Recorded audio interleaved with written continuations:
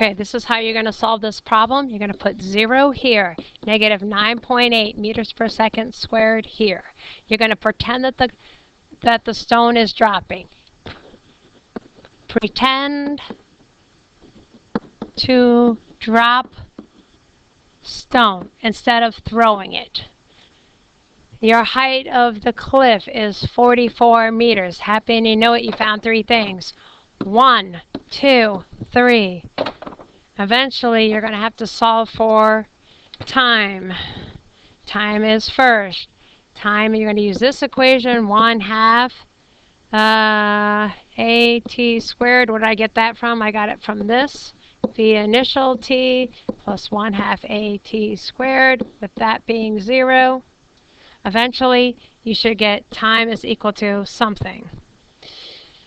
Once you have time, you're going to have whatever you get here. These 2 things are the same.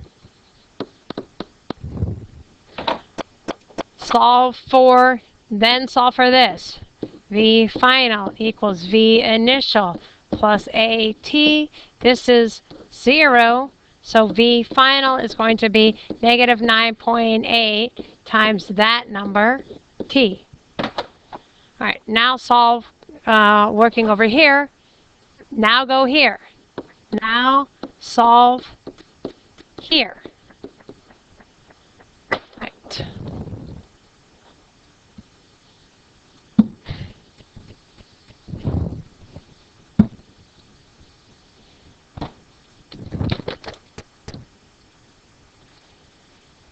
Okay, now I'm going to work out the final impact angle. The final impact angle is my stone is going about V final in the X, 15 meters per second, is also dropping down at 29 meters per second.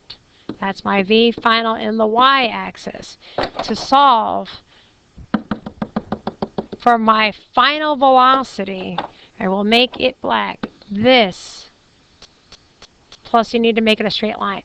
This is the non-component form of the velocity. How do I find that? That is using this formula.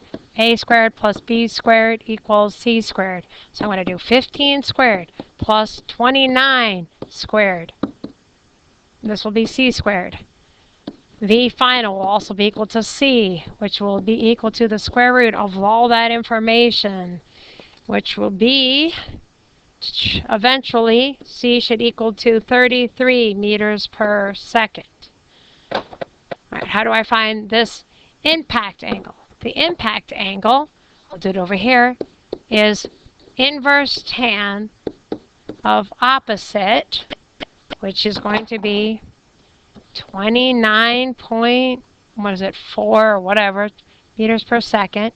Opposite over hypotenuse.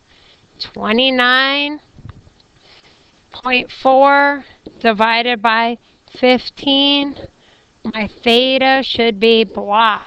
You should get something if you did it correctly. Don't forget that inverse.